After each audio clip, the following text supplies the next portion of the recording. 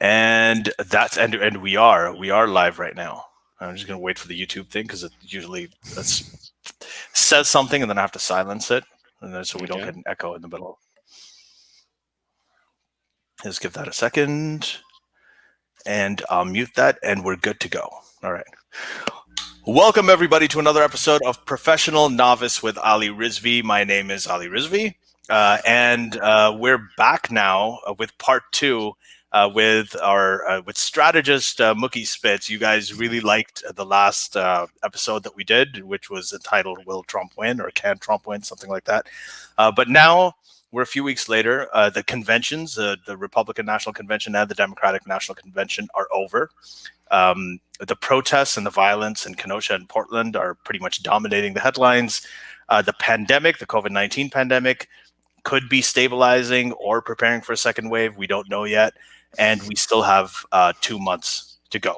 So far, what's happened is the polls, they have tightened somewhat, though not as much as you would expect typically after the Republican convention, probably not as much as Trump would have liked. Biden still holds a strong national lead, but Donald Trump is catching up to him in the battleground states, depending on which poll you look at. The debates are yet to come. Bob Woodward's book is about to come. The schools are opening. There's a lot of things that could happen, and that doesn't even include things like the October surprise. So we have the perfect person, again, to come here and talk to us about it. Mookie Spitz, my friend Spitz, is here. He is, again, a marketing and PR strategy maestro who specializes in healthcare, nonprofits, and politics. And he's here again to talk about the state of the race today, and specifically what Joe Biden needs to do to quell what could be maybe a renewed momentum for Trump, as he gains more steam. Spitz is also a writer. He's a musician, great guitar player, and he previously consulted for the Andrew Yang campaign. So thank you. Welcome, Spitz, again. Thanks. Appreciate you having me. Exciting times, never a dull moment. I'm gonna have you talk about. Yeah, I'm gonna have you loads of times more. So whenever you have time, I'm gonna have you on. So I want to ask you. Last time you talked about brand strategy. You talked about looking at the election through the point of view of brand strategy, in terms of what Trump is doing, what Biden's doing, and you warned about how Biden's their strategy is that they're not as on brand. They're not differentiating themselves, the Biden camp, as well as Trump has differentiated himself. And you saw the Republican National Convention, and you had some interesting views about it. So let's start with this. What were your views? How did you take the conventions, both of them, by one? Well, the conventions were fascinating, first and foremost, because of the modality. Conventions typically are drawn out affairs with one speaker after another in an enormous auditorium full of thousands of raving fans, placards, billboards, everyone screaming.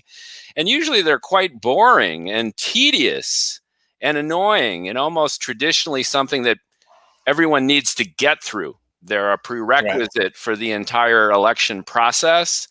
And they're more a hassle than anything else. And what the pandemic induced, just as it's transformative for work, for play, for how we socialize, is becoming a digital experience. And both the Democrats and the Republicans took a hybridized approach. It was a mixture of pre-recorded video along with some live telecasts. They had a lot of fancy graphics. And it was a completely new experience for both parties. The Democrats had the benefit of being able to prepare for months in advance because they were respectful of the implications of the pandemic from a public health contingency. Whereas the Republicans, as we heard, with Trump moving the site, being ambiguous and indeterminate as to what he really wanted to do. Yeah, and what it was going to be It was going to be North Carolina first, and then it was going to move to Florida, Jacksonville, Florida, and then eventually, Yeah. So the Republicans kind of had to do a quick catch up, which was interesting. So from a production point of view, the Democratic show was more elaborate. It was more complex. It was more sophisticated. It was more diverse, which is clearly their intent in terms of execution and in terms of content. And frankly, I found it almost too busy almost lacking in focus. And we can talk about that in a second from a brand strategic point of view. You're talking about the Democratic National Convention. Yes. And then the Republicans, in terms of having to catch up, putting together a lot of last-minute production, having a more limited lineup consisting of largely Trump and his family, had the actual benefit, the paradoxical benefit of simplicity, directness, and frequency and repetition of their messaging. So they were different in flavor. They accomplished different things. And it was completely transformative in terms of how conventions are run. And I think conventions are never going to be the same, just like most of society will probably evolve to a hybridized format, digital and analog post-pandemic. So right. I found it fascinating. Trump was probably upset that his ratings weren't as high as Biden's were. But in my humble opinion, I think the Republican convention was more effective in terms of what they were trying to accomplish than the Democratic one. And I think that's the case because of the simplicity, the repetition, and as we'll talk about in a second, the importance of what we call in marketing and PR, targeting and segmentation. Knowing exactly the audience that you need to impact, crafting a message explicitly for them to make it emotionally resonant and impactful, and strategizing your message in a way where you're not worried about getting everybody, but you're really focused on the critical echelon of voters who can make all the difference in the world in November. Okay, so when you're I agree with a lot of that. There's a couple of things that I disagree with you on, which is good. Let's bring it. Come on. So when you're talking about targeting and segmentation, I think I know we both know that you're talking about the swing states, right? There's swing state voters, and I'll say this sounds cynical, but it's true. The U.S. does not elect their president democratically; they elect them constitutionally, right? So you have loads of people on the East Coast and the West Coast. It doesn't really matter. What it really comes down to is this handful of swing states or battleground states. The blue is staying blue, and the red is staying red. Right. So it's all about the purple. And it's all about the purple in a handful of states. It decided the fate in 2016, and it's going to decide it again in 2020. Exactly. And this was a critical mistake that Hillary made, which is blanketing her appeal. I don't know why she spent a single penny in California and New York. It boggles the mind. And Trump, if you remember, he stumped it all the way through Wisconsin, Michigan. He was there with a plan. And it's interesting because this is the interesting thing about the United States, and this totally fascinates me as someone who's not American, right? Is that you have when it comes to conservatives and Republicans, they are very strategic when it comes to getting power. You have 18% of the population that elects, I think, 52 senators. Yeah, 52 of the senators, more than half of the Senate. It comes from 18% of the population, and it's intentional. Right. It was designed that way. It was designed that way. You have the battleground states, that is the electoral college, that it pretty much determines the presidency. It's not a popular vote. And so even if you look at judges, you go to any law school, the majority of students there in law school are going to be liberal, super leftist liberal people. But what the conservatives do is they find the conservative judges, get them, recruit them, start putting them through the system so that they have their people. So they're really the Democrats tend to be very good at tweeting and social activism. That the Republicans are very good at getting out the vote. Very good at getting out the vote, even though the country is liberal. So, and they have a similarly utilitarian point of view with regard to simply winning elections. They learned a lot of their lessons. They're very, very pragmatic. They're very, very focused.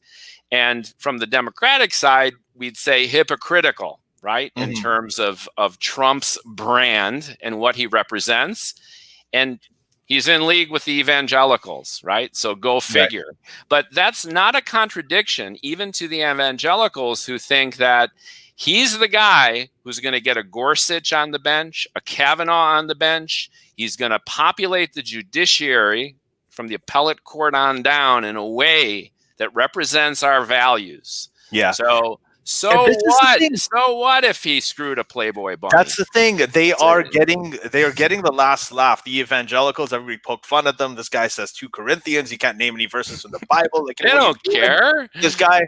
But at the end, when now you've got the kind of Supreme Court that you have, it's great. And if he gets reelected, you could be looking at a 7-2 majority Supreme Court, conservative majority Supreme Court for the a next decade. For a decade, or right? maybe more decades. I mean, maybe even longer. Young. And then huge issues like Roe v. Wade, gone. General idea of separation of church and state, mandated across multiple laws, right? Yeah, it's formidable in terms of what power the judiciary has in terms of literally making the laws. Right. So here's where the progressive liberals blow a gasket in terms of their ideology interfering with the common sense reality that it's a binary race. The Republicans get this, and rallying behind Trump unequivocally, unabashedly, right? And unilaterally, never criticizing the guy, going off the same script, is powerful in terms of doing the one and only thing that they want, which is maintaining power and winning elections. That's it. And unfortunately, the Democrats don't get this. Yeah. If you don't win, you have nothing. Right? You can have, how many people Medicare for all is going to cover? Like, there's some comments here about Medicare for all. How many people Medicare for all is going to cover? 0. If you don't win, it doesn't cover anybody. Medicare for none. If you don't win, in politics, if you don't win, you don't have power. If you don't have power, you can't do anything, and that is the reality of the system. It is. Do not think of it as democracy. Do not think of there's a system that you have to go in. You have to, if you want to change it, you have to think long term. You have to think incrementally. It's just a fact. That's how you have to do it. But 100%. Yeah. And then now look at the respective conventions. Okay, the Democratic one versus the Republican one. And the Republican one, and this is what I was talking about in terms of simplicity and repetition of delivery and targeting and segmentation. So you had a steady stream of people of color. Almost every other person presenting at RNC 2020 was African American, was Latin, was Asian. And this upwelling of POC support for the president and his platform had everything to do with assuaging the concerns of the white, middle-class, suburban voter in the swing state, and less, if nothing, to do with the African-American or POC vote elsewhere in terms of growing the base. I think that the Republican strategy was brilliant in terms of assuaging the fears that Trump had engendered over his 3-something years of stewardship, in terms of his caustic nature, his implicit and often explicit racism, and his unevenness and chaos. And especially when it comes to the pandemic response, there's a growing lack of faith that this guy's really got it together to be president, right? In terms of upsetting a lot of mainstream folks who counted on him to revitalize the country after the economic despair that a lot of folks were facing. So it's less about increasing the base. It's all about appeasing the core base in a way where they could flip it to the point where they could simply win. They don't care about the national vote. They simply care about the Electoral College. And I think they're running the metrics. They're doing market research, and they've concluded that their biggest threat in 2020 are the white women in Wisconsin, in Michigan, in Ohio, who are a little bit freaked out by Trump. He's chaotic, he's unreliable, he's caustic, he's unpresidential. And there's that fear of the implicit or explicit racist factor. Yeah, and they're actually going to buy. This is the thing. Suburban moms, like in the last, I don't know how many elections, these suburban women, especially white women, the Republicans, whenever they have won the suburban woman vote, they have won the election. When they haven't, they have lost the election. And this time, and Trump is losing them to Biden, and he didn't. He actually won them over when Hillary Clinton was on. He was running against Hillary Clinton. So he wants to peel off that. So what he says about trying to abolish the suburbs and the low income housing is going to move in, which basically means black people are going to move in. Of course, yeah. See, that's the thing. That's the thing. So he could have his racism, but his moral licensing too. At the same time, yeah. At the same time. And what was fascinating to me, remember last time we talked about the brand identity of the respective candidates, and we had pictured Trump as Thanos, the destroyer of worlds, right? He's coming in, kicking ass, taking names. As Errol Morris characterized him, he's the fuck you president, right? He's political chaos and anarchy. He's going to break it all down, right? And revitalize everything that way. And conversely, we had characterized Joe Biden as Uncle Joe or Uncle Ben, a creature of empathy, a creature of unity, a creature of calm and support, diametrically at odds. And the absolutely brilliant thing that the Republican strategists did was they stole some of that identity from Biden. They even used the term empathy to describe Donald J. Trump throughout the convention, right? Yeah, they talked to his personal valet. They talked to his friends. Herschel Walker gave a warm testimonial about what a great friend that Donald has been for over a decade, right? So you had all these folks, these minority folks, telling white, suburban, swing state voters, don't worry about that racist stuff. He's really a good guy. And he might say some crazy shit and he can't control himself on Twitter, but don't you worry. If you put your confidence in this guy, he's going to keep your community safe. And you know what?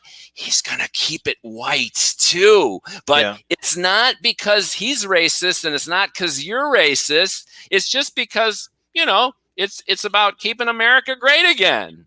Yeah. And I think they pulled that off. They did it well. So I'm going to let me get into the places where I disagree with you. So first of all, we're talking about segmentation and targeting, right? Right. And I think that with the Democratic National Convention, actually, let me first talk about this. Okay. So first we were talking about the poll numbers. We both agree that the polls will not tell you right now who's going to win. They just won't. Anybody who tells you, the polls will tell you who's winning in November, they absolutely will not. That's bullshit. Don't even look at them. Don't even pay any attention. But that's where they're deceptive. There's lag time. They create either false confidence, right? Or false pessimism. Spitz, No, Spitz. I think that's where I disagree with you.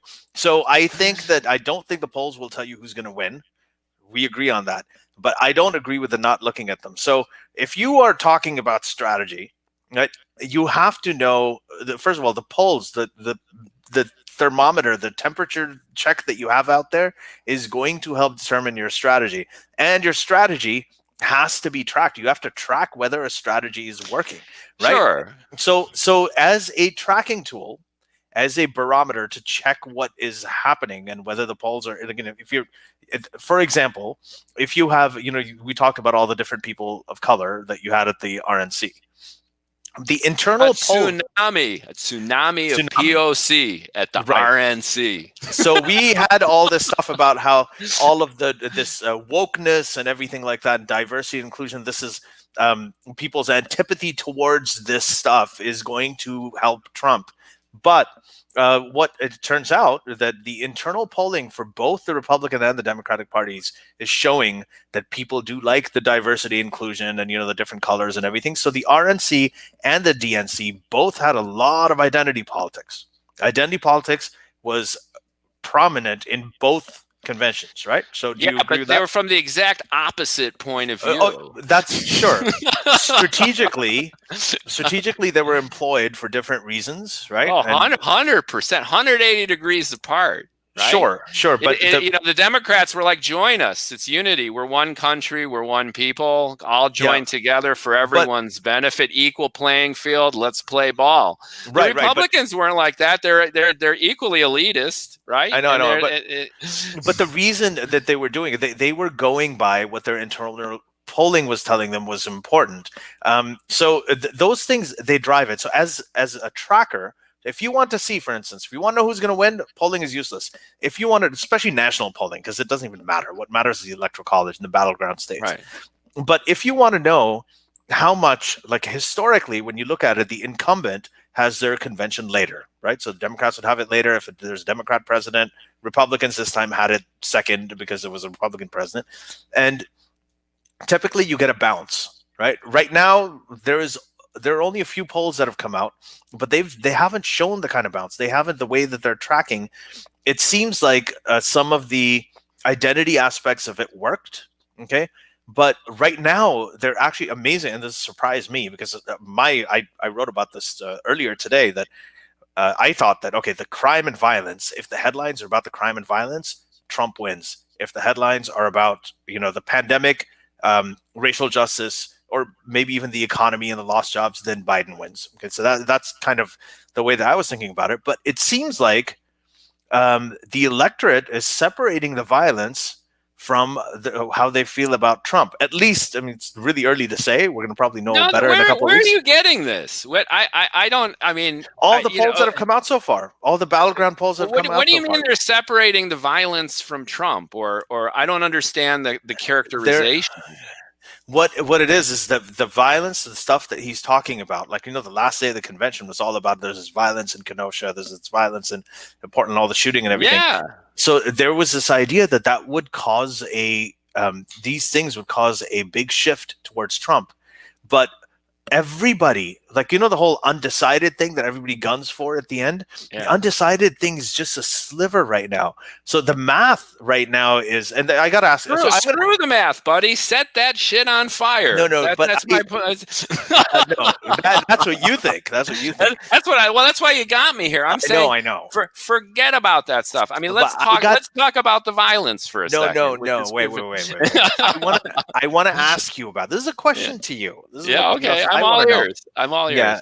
So, you have the math right now is that Trump's base, which was, a certain amount of people, that has shrunk, and there is potential to get those people back. So supposing it's the same, okay, it hasn't been added to, right? That's been consistent throughout the last almost 4 years now, right? But Biden, it actually has a lot more support right now than Hillary Clinton did, like a lot more. The other thing is that turnout during the 2016 election among Democrats especially was very low. I mean, Trump won fewer votes than Dukakis did. He won fewer votes than Romney did, but he won the election. He won the electoral college. Does not seem to be the case right now, because that complacency among Democrats back then doesn't exist right now. So there is a sort of a mathematical reality and a statistical reality that we're facing. So where are these other voters for Trump going to come from to overcome that number? That's why I think the numbers are important. Okay. Yeah, so, I mean, obviously the numbers are important, and obviously there's a mathematics to it, right? Yeah. Statistical analysis, there's demographic analysis, there's electoral analysis down to the individual zip level, okay? But we don't have much control over it, right? And in a sense, the candidates don't either, at least from that mathematical point of view. But what they do have control over, and going back to our discussion before and segueing into this conversation, is how they create their identity, how they wrap a story around it, how they differentiate from each other, and the specific strategies they use right now leading into November to their benefit.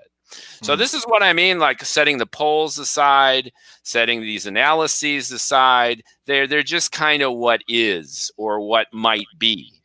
But what's more fascinating, I think, even to us, is to debate less about the value of the polls and the value about all this analysis, and to really focus on what the respective candidates are doing right now to either build their base or expand it and to improve their chances for victory in November. How do you know they're building their base? But you know that through tracking polls, right? And why are they drafting those tracking? Michael Moore just had a heart attack on Facebook sharing the Trafalgar numbers, saying red alert Democrats and liberals.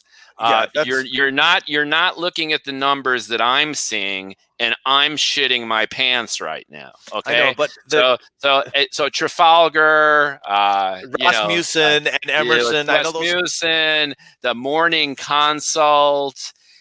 You know what I mean? You keep going with this shit. We can talk about this all night long, but we're going nowhere with the polls. What to me is much more important, and I don't mean to short circuit it, but the polls you could read like tea leaves, especially at this point. And what's fascinating to me are just zeroing in on the violence, okay? You've had nonstop rioting for 3 months, okay? It's not like the whole city's burning down. I just talked to a friend in Portland, and she's like, it might be a few square blocks or whatever. But the optics of it is critical. And now you've had fatalities in Portland, in Kenosha, right? You had another instance of police brutality. You've had backlash, and Trump is brilliantly capitalizing on it, making it a wedge issue, introducing the Nixonian concept of the law and order president. And I think he's doing it really, really effectively. And I think to the point of where we're getting at, it's a challenge to Biden and Harris and the entire Democratic establishment to stop being reactive to this shit and to start leading it. Because when you look at it again from a brand strategic point of view, the incumbent president is the brand leader. He's already got a decisive advantage simply because he sits in the White House. The contender has a lot of heavy lifting to do in terms of getting attention, sustaining attention, and cutting a swath of effective differentiation.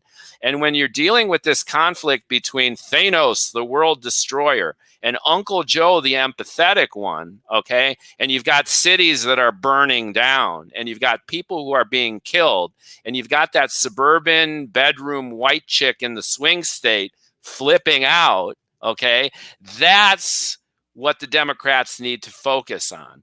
And how they're doing what they're doing now is going to make all the difference, I think, irrespective of what kind of metrics are going up and down on Rasmussen or fucking, Morning Consult. This is the shit that counts right now. And to that point, Trump is again bang on brand, and he's proactive. Let's focus on Kenosha for a second. He gets his ass on an airplane with Bill Barr and the head of Wolf from Homeland Security, right? And this is after Tom Everett had already called in the National Guard. And Trump shows up, right? And he talks about soup cans being used as bricks. And he visits a camera store and a candle factory, right? And he says, voila, here I am, and it's law and order. The fire has been put out. Okay. And then conversely, Biden is the de facto leader of the Democratic Party, and he still has half an ass cheek in the bunker, right? This guy has got to go out there and be proactive and lead it and drive it. And he's got to focus on the white chick in the suburban community in Wisconsin, in Michigan, Ohio now, right? And Pennsylvania. And he's got to take this shit seriously. And Students for Trump, I have to say, Students for Trump tweeted out an image. And this is such a weird world we live in right now. I mean, this is amazing. So Students for Trump is a blue check, on their Twitter account. They put up a picture of Trump touring like the rubble. Yeah, there's just a wrecked building, right? Wrecked building, and the caption is Donald Trump tours what Biden will do to America. Yeah. I mean, this is, I think the Lincoln Project said that's the death of irony. I mean, just he's looking at, he is effectively, you're right. Like, you are right. Trump is president, and Trump's complaining about Trump's America, but that's through the liberal lens, right? Yeah. Look at it conversely from the lens of the voter who counts, where their cities or the city next door is being vandalized with riots, right? And it's a harbinger of what happens when Democrats control your municipality or the whole damn country. And Trump has a great point. He goes, all the cities, Portland, Kenosha, Chicago, all of these cities that have had major unrest or even minor unrest, because again, it's about optics, right? The rioting, the looting. New York. I live in New York City, and I jogged up Fifth Avenue a day after they vandalized the entire stretch. The Apple store was like a fortress. They'd built a wall around it, right? The Lego store was looted. Oh, right? That must have hurt. Yeah, that hurt. I was like, shit. Were you okay? I got here late. I think that's why you hold the positions you hold right now. Yeah. I'm outraged. But anyway, to that point. Spitz is a big Lego fan, by the way. Yeah, I love it. I'm an AFOL, adult fan of Lego here. You can actually see some of it in the background there. But anyway, each and every one of these municipalities are Democrat controlled. Mm. So there's no irony for the Trump voter about this shit happening under Trump's watch. None. Zero. Biden himself at Carnegie Mellon gave a great speech just yesterday, I think, right? And he mentioned this paradox of Trump complaining about Trump's America. But once again, if you look at the target voter, that's not how they look at it. They look at it as a harbinger of tough times to come and the end of human civilization if a Democrat ascends to the White House again.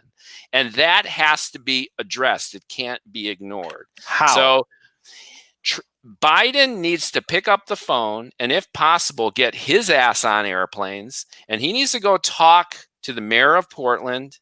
He needs to go talk to the mayor of Chicago. And they got to chill this shit out.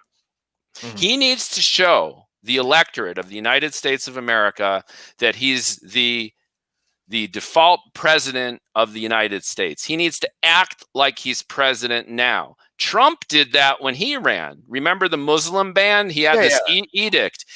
Trump was making edicts. He was making proclamations, right? He was already mandating the zeitgeist for the country as a candidate. But speaking of brands, okay. Yeah. Speaking of brands, you've got.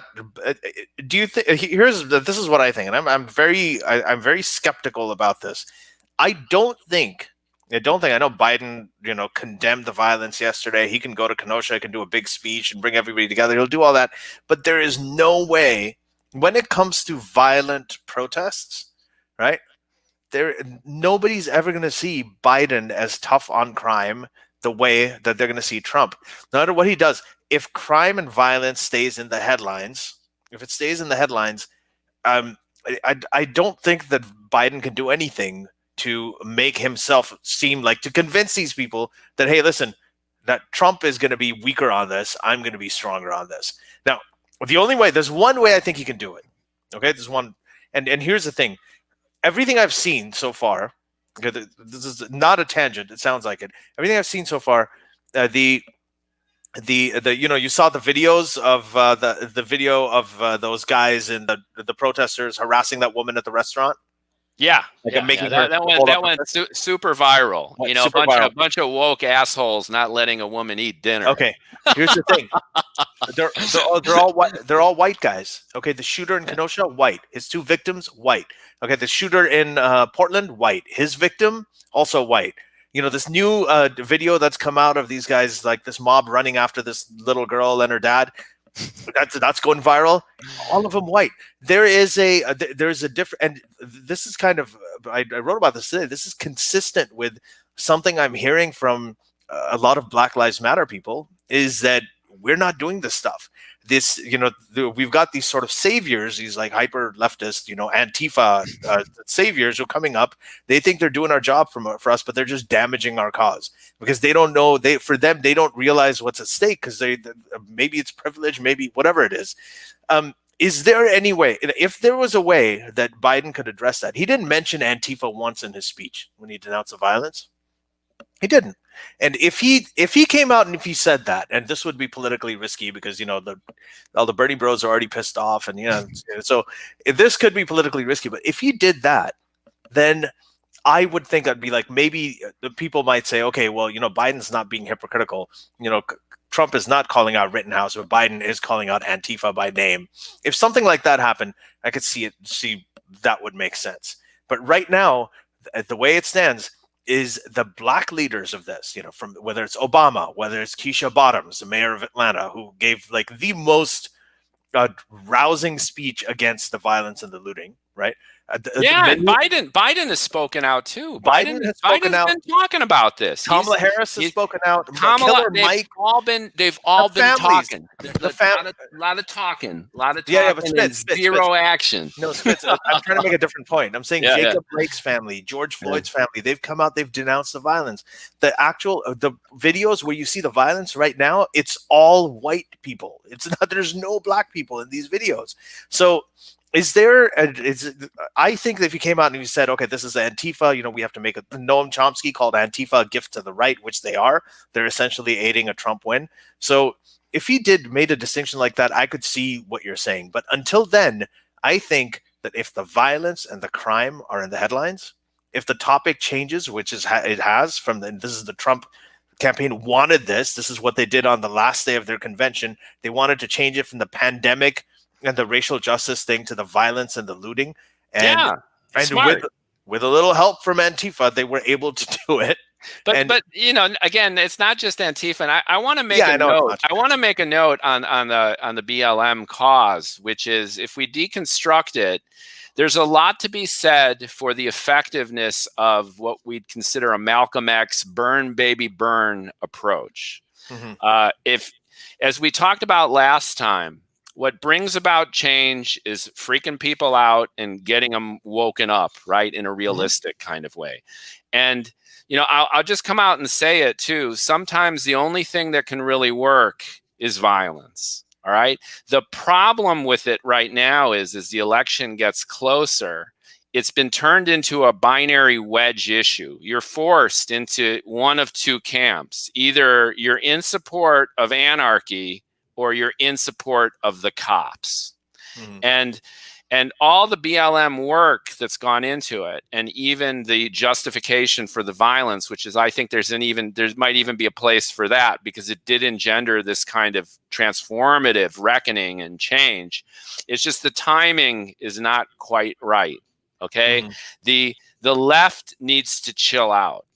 There needs to be just a general consensus that the time of revolution is post November. Okay. Yeah. So if you want to burn shit down, if you want to really go wild with the protest, is opposed to that stuff. I just think this goes back to what we were saying earlier about just winning the election. Okay. It is clearly detrimental to the Democratic cause in terms of victory in November for these cities to calm the hell down right now. This is the thing, though. The thing is that the left is actually, the majority of it is against this violence. They want the peaceful protest. It doesn't matter, though. But that's what I'm gonna make that exact point. I was watching The Circus, which I love that show. I love John Heilemann. I love Alex Wagner. I actually have a crush on Alex Wagner. I think he's absolutely gorgeous, and brilliant. The guy. That's a whole separate show. But so I was watching this, and so Alex Wagner was on the street where these protests were happening. These protesters are a little further away, and that guy Jacob Wohl, this Republican, conservative guy, just came out and he said, "Okay, guys, the president's going to be speaking here today, so it's time to clear out." He's telling the protesters, and obviously he did it so they would come and they would charge at him, right? Because they found that there was this Trumper guy in the crowd, and they charged at him. They turned on their cameras. They're like, "Okay, let's start filming this." Right? They're doing that. They know how to provoke them because these guys take the bait so easily. And even if it's a small amount of people who actually support the violence and want to engage in the violence, even if it's a fraction of them, the thing, you get it on video and you throw it up there, you make it go viral, that you can make that the face of the entire party. and that's what's going on. And that's why I'm just curious about how he goes there. Like, just give me a scenario. What does he gets on a plane? He goes there. What does he say? Does he stand on the rubble like George W. Bush? Let's be specific. So Uncle Joe is the candidate of empathy. Now we're expecting action. Okay. So you can't just be a nice guy who's going to glue it all together and calm shit down. He's actually got to do something about it. All right. So Joe needs to, as I mentioned before, take action. He needs to talk to the mayors of these cities. It's got to be explained to them. They need to be coaxed or coerced into just calming this shit down. Because if they don't, it'll just perpetuate this cycle of violence. It'll destabilize these areas to the point where the simple optics of it become a detriment to convincing those jittery voters that, you know, the Democrats aren't going to bring total chaos and the end of Western civilization if they win in November. It's really as simple as that. If you just calm Portland, if you stop the endless violence, they keep burning stuff, right? Crowds are gathering. Just take action. If you have to arrest a bunch of people, just shut that shit down, okay? And if it calms down, there's going to be little flurries of protests, but you're not creating this petri dish of contention and potential violent acts that simply feed into the Trump narrative. I think that works if there is no Trump running against you. Like, for instance, right, he goes and he does it. So it seems like, and let me know if I'm wrong about how I'm hearing you, is that, so you're talking about him more than addressing it, for him to try and shut this down so we can move on to something else. Change the headline. Joe. I agree with you on that. Own it and go and do it, and show the electorate that you're not just giving great speeches at Carnegie Mellon about unity, right? Good guys and bad guys and bringing the country together. He came right out and he said it, that any kind of lawlessness was unacceptable. He acknowledged the importance of protesting for a great cause, for racial equality. And then he said, no more violence, cut that shit out. But so what? He just said it. That's my point about turning empathy into action. He's got to get his ass out of the bunker. He's got to start acting like the president he's trying to convince everyone he could be. Okay. And he's not doing that yet. So, you know, the point of us being here now is what Biden should do. And from my N of one humble opinion, I think that he's doing a great job in terms of the speeches, and Kamala is wonderful, but they're passive and they're following in Trump's footsteps. There's no reason that Trump should have been the first one in Kenosha. So Biden himself should have gone, and he should have been there earlier if he could. And he's following Trump's lead, and that's a losing strategy for a challenging brand in a highly contested situation. So let me ask you about that. This whole thing about leading and going to Kenosha, and all that. So, you know, first we know when you said that he needs to go out there, he needs to get the mayors to shut the shit down and try to, you know, just make some arrests and whatever they need to do. So he's got the thing. You know, we can talk to the Democratic mayors to do that, Democratic governors to be able to do that, and then Trump has got the National Guard that he can throw in. Yeah, the Department of Justice, unmarked vans and guys in camo. Right. And so if you have those two things, you know, the Biden way of shutting it down, the Trump way of shutting it down, first of all, which one is going to work? The Trump thing, yes, I agree, I think could backfire. So I will concede that you have a point that, you know, Biden could have a better strategy, because the people do not like this sort of National Guard and these soldiers in their cities. They don't. So that could work. But I think that it's just a lot more important for him to just change the headlines. I agree. In terms of the action, it's more important. Okay. Here's the tricky. There's tricky stuff though with shifting it too. Now let's zero in on the pandemic for changing it. Right. So, you know, if you have half a brain cell and you know anything about science and logistics, it's a mess. Right. Oh no, go ahead. Yeah. I mean, we for deaths per capita, we're the world leader, I think, right? Mm-hmm. So 185,000 dead. So that ticker just went off, right? Mm-hmm. So, but they did a masterful job of blinding people with bullshit during the RNC. So they talked about early action, the China ban. Most of the infections, at least on the East Coast, came from Europe, right? Mm-hmm. They talked about no one being in need of a ventilator, and then they shifted the conversation to the treatments, many of which are impressive. The vaccines are now in full swing. The Operation Warp Speed is by any stretch amazing. Moderna has an mRNA candidate, right, which is already in phase 3 trials, and it might even be released for special cases as early as next month. Okay.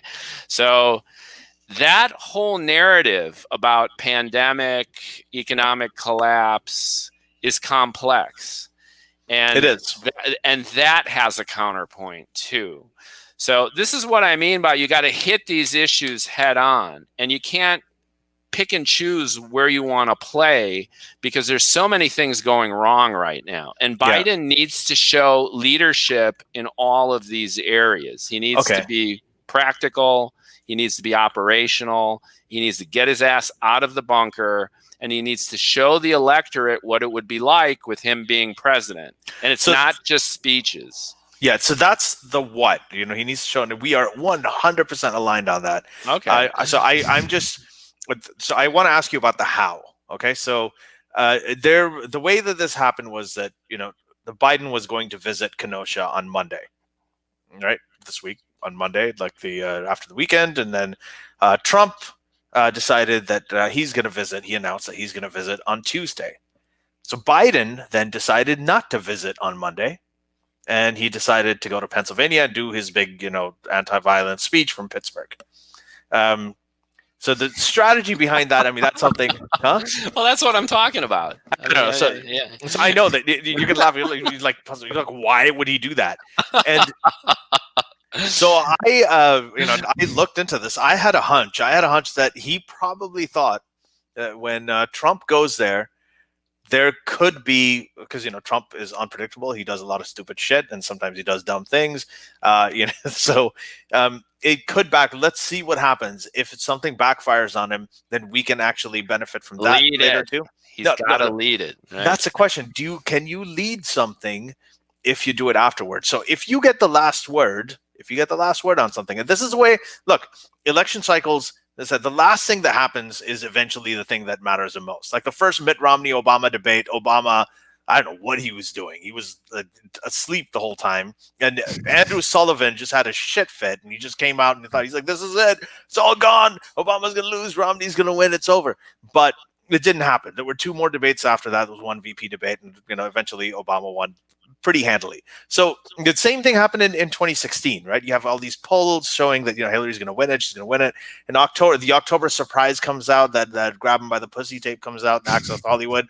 Okay, and we're like, okay, Trump's absolutely gone. And then, after some of the major last polls of the election were done, after they were done, right, the letter from Comey comes out and does the announcement that we're reopening this investigation, right? And then she loses it. So we don't know what the sequence of events was or what caused it. But usually, the last thing that happens, whoever gets the last word, like this story right now, we're talking about Kenosha and all the stuff. You're saying that 3 months ago, the violence and the rioting has been going on for 3 months. There were largely peaceful protests before. And those 3 months, right, they actually propelled, in addition to the coronavirus and the racial justice stuff, that propelled Biden into the large lead that he continues to have now, right? And again, looking at the polls just as a tracker. So you have you're not going to convince me with this poll shit. No, I'm not. Okay, we could keep talking about this. Sure. But the polls are. You know why I'm mentioning the polls? I'm not saying it because I want to convince you. I'm just saying that there is a way to lead this. If the last thing that happens is what anybody remembers, the RNC, the third and final debate, if those are the things that are the most influential, could you not potentially lead by having Trump go first and do whatever he does and have these like crazy things, and then you show up a day later and do something more magnificent. No. I mean, what you're saying basically. I agree with you, but I'm just asking you. Yeah, I don't think so. What you're suggesting logically is to just lock Joe back up in the bunker, have him STFU until November 2nd, and then he could pop out and say something charming. This goes back into any vote except Trump kind of thing. Yeah. So if you want to play ball, you got to lead it. And this goes back into this brand strategy that we were talking about last time and that we can talk about now, is that if you're Pepsi fighting Coke, okay, you need to work all that much harder to hit the leader hard and to get the attention that you need to at least maintain what you've got. And in this case, it's up to Biden to flip it. He needs to be aggressive. He needs to charge, and he needs to actually show the American electorate what he's made out of. And that's not about giving speeches. This is part of Trump's brilliance when he was campaigning. Everything, again, from the Muslim edict to the proposal to ban, or extradite the 11 million Mexicans, going full bullhorn on all that stuff. It was Trump's way of conveying to the electorate what it would be like with him as president. And I think Biden just needs to do that, or otherwise Trump will continue to marginalize him and continue to grab the attention and lead the conversation. If Biden is always whipping at his heels, it's going to be compensatory. It's going to show weakness. And once again, it's not going to assuage the fears of those swingy kind of voters, who many of whom haven't made up their minds. I think the latest statistic was in the areas that count, the undecided could be as high as 18%, which is more than enough to shift some of these borderline states. Yeah, the one thing that you said actually that made me see your point the most clearly is when you mentioned the Muslim ban announcement, because I remember when that happened, because I thought it was absolutely ridiculous. I mean, my family is a Muslim immigrant family. It's just, and it's crazy. But so when that happened in December 2015, so just visually, I just got this image of, and you're right about this. Like Trump just came out. He's like, we are going to implement a Muslim ban. Yeah, and, like he's president. He had no power. He made a declaration. I, Donald J. Trump. Remember how he set it up? Hereby ban Muslims. A total and complete ban on until we figure out what's going on. Remember? What the hell is going on? Yeah, So the way he said it, I haven't. To your point, I haven't heard. Hopefully, I mean, obviously, Biden's never going to say anything that dumb, but the how of it and what he actually did, that is what you're talking about as a strategist. But Biden hasn't done that. You're right. He hasn't come out. Oh, Joe, you're giving great speeches, but nobody cares. I'm coming out and I'm saying this: when I am president, I hereby announce that we are going to have this drastic radical change that a lot of people are thinking about, but nobody really, but hasn't happened yet. And some like solution to everything that's going on. So that's what you mean by leadership. Like really just coming out. What the hell else is there? Right? Yeah. We don't want just a talking head. We don't want just Uncle Joe, ruminating on a podium. I mean, who gives a shit what this guy is saying? He needs to do stuff. And I don't see him doing anything. And that's part of the problem, I think. And it's been a scourge of the Democrats, which is this feeling they need to please everybody. Obama had this quality too, which was him. He's always checking himself. He's always wondering, there's always that pause when he was speaking to make sure that he wasn't offending somebody, or that, he had all his ducks in a row and, coming out the right way. And the benefit that Trump has and the entire GOP, for multiple years now is they just know exactly what they want. They know who they're appealing to. They know who they're talking to. And this entire notion that the president should be president for all Americans is virtuous. It's a wonderful principle. But the advantage of not being that is that you keep you win who count, and you win elections. To win elections, you can't be the president for all Americans. Right. Yeah, because all Americans didn't vote for your ass. They didn't vote for you, and they want you the hell out. Yeah, there's something to be said about that whole being put on the where you're actually reacting. You're being more reactive and you're playing defense more than offense. So that's one. And there is a problem that. So I actually think this is because this is the year. It's an aberration, right? And I do follow the polls. I think a lot more than you do. I think that there's a lot more to them, but I know we disagree on that. So based on, but I also I look at all of this stuff together, but yeah, I think that Biden. This is one of those strange years where Biden won the primary against a very, very charismatic guy who was filling up arenas with his fans and everything, and people thought all those people were going to vote. The numbers weren't even close. He won the primary by not being Bernie, and I think he can win the presidency by not being Trump. But it is risky as a strategy. That's not what you want to do. You don't want to strategize in the way that, okay, well, he's not Trump, so he's going to be everything Trump isn't, and he's going to win that way. You do have to do something more. You have to do, I think, what Nancy Pelosi did in the midterms in 2018, right? And she basically was just a very healthcare-driven, jobs economy-driven campaign that resonated at regional levels, and it resonated immensely in the swing states, and the swing states swung back big time. Yeah, so on that point, Uncle Joe needs to mask up. He can wear a whole hazmat suit if he has to. He looks younger when he does. Yeah, and then get his ass to those swing state areas that count.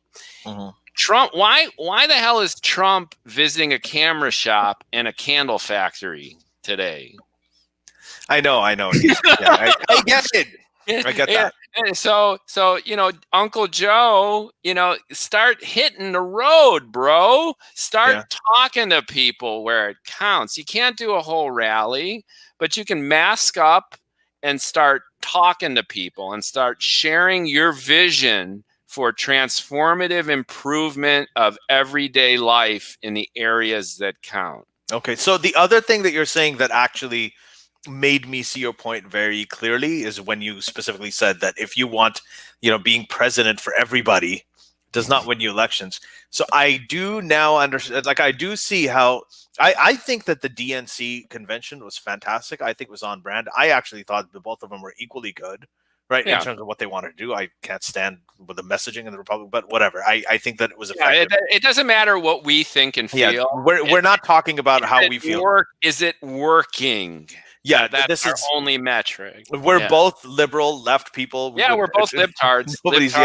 Libtard over here. Yeah, we're libtards. Yeah. But I think that clarifies it for me. So the DNC, what they were doing, I actually think that there was a very discernible brand for the libtards, the DNC, and.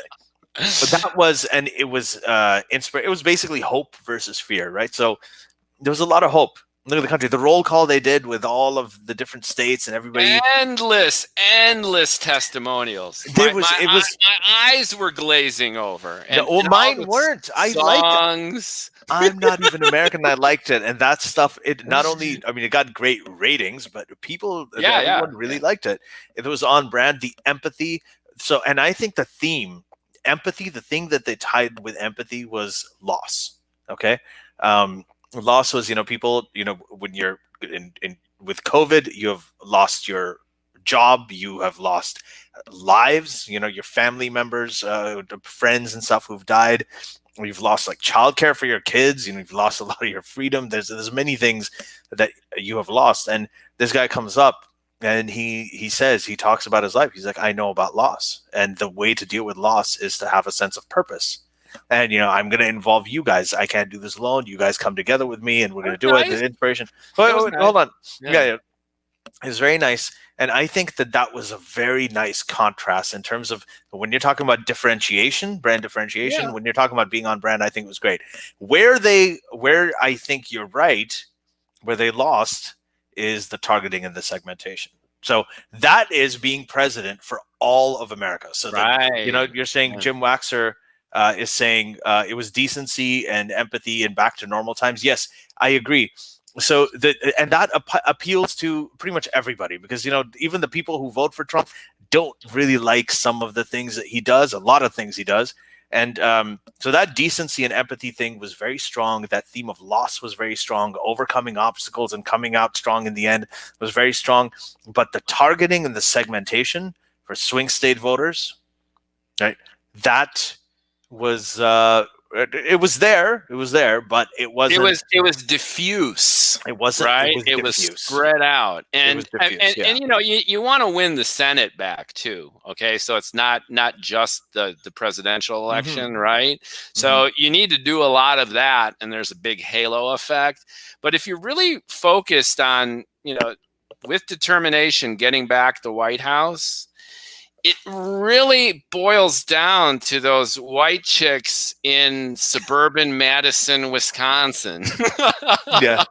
And when I'm watching the DNC, they had all these testimonials, all the empathy, like you say, the unity, the sense of loss, the reconciliation, recapturing the humanity of the United States and everything we are in terms of the melting pot, all the diversity, all the variability and the enthusiasm and the wonder of the United States.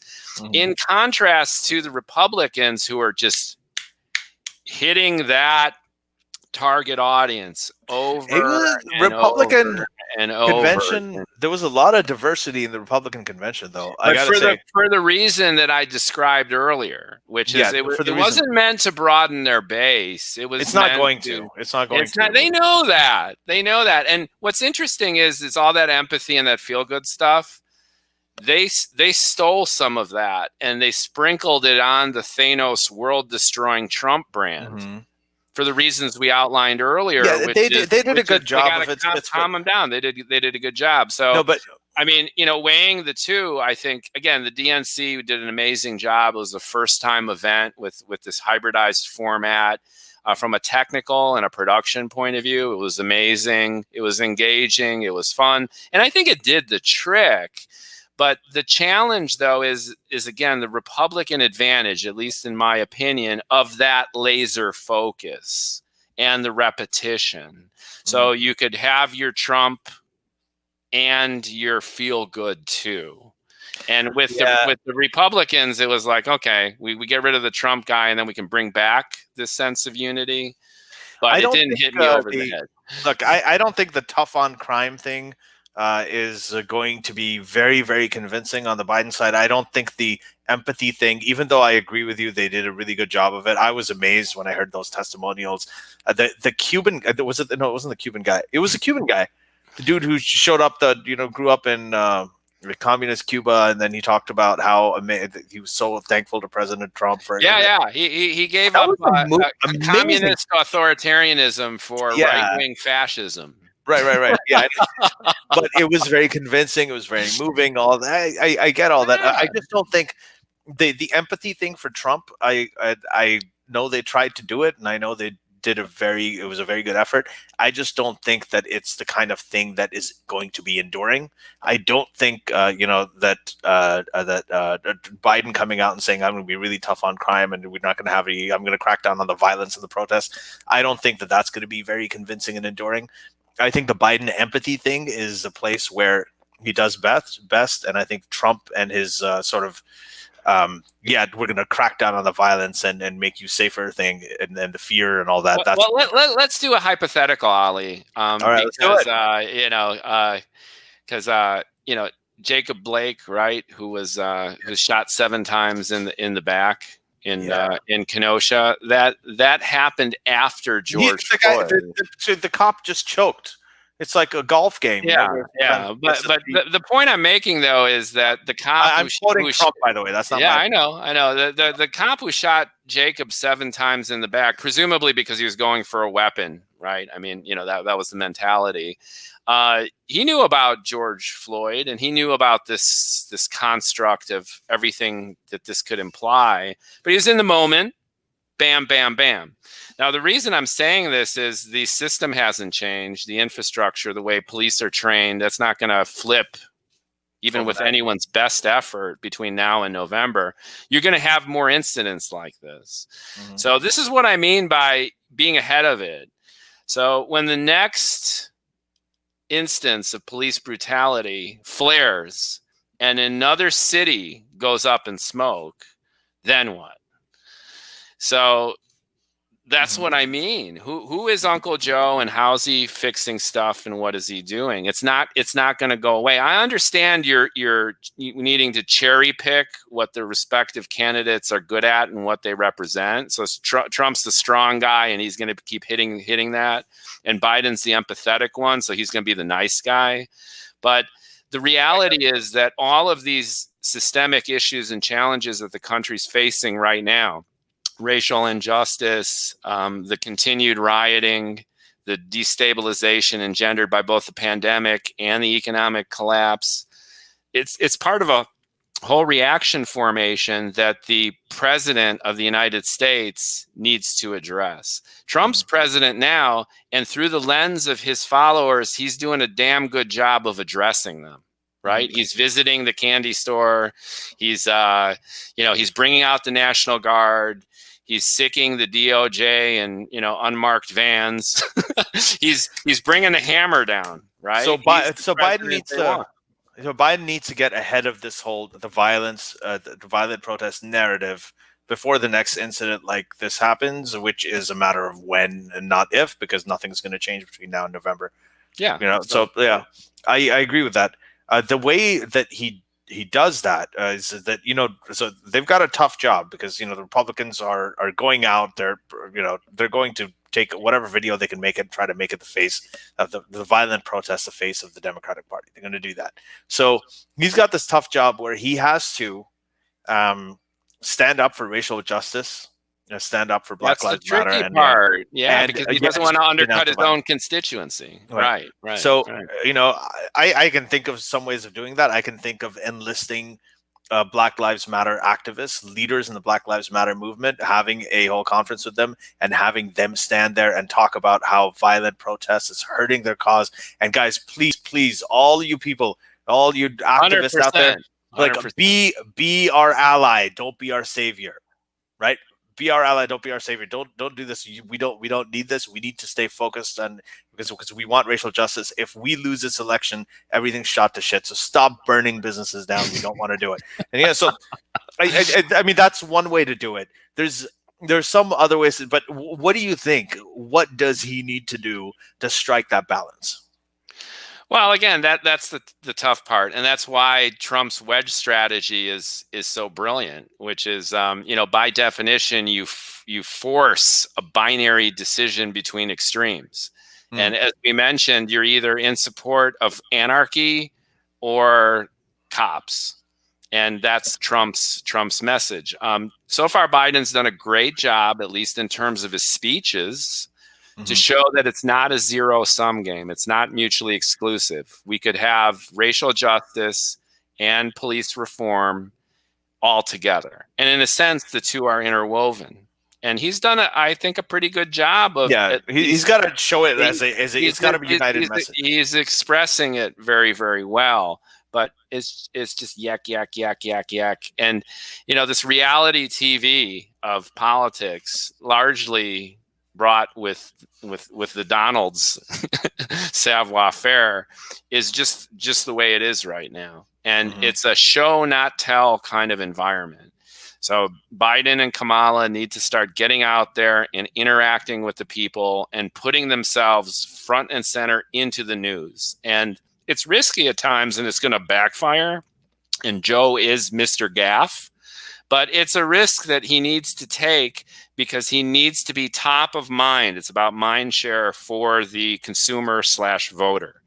And the more frequently he's in the news, the more he's driving the conversation, and the more on the defensive he puts Trump, the better it will be for him and his campaign leading into November. And the alternative is following the leader, right? Chasing Trump's tail and letting Trump define the context of each problem area. The cities are burning and it's the Democrats' fault. I've got the pandemic under control. The vaccine is coming, right? The stock market is back to where it was. I think it had the best August in a decade. I mean, well, what the fuck? Come on. Like, it's like, you know, when you lose, look, it's like the jobs thing, right? When you lose like 2.53 million jobs and then you bring back 1 million, like, hey, we gained 1 million jobs.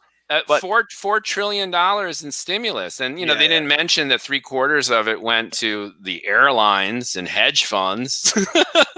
That's right. But it's also not, it's an interesting economy. It's like the classic, you know, tech economy.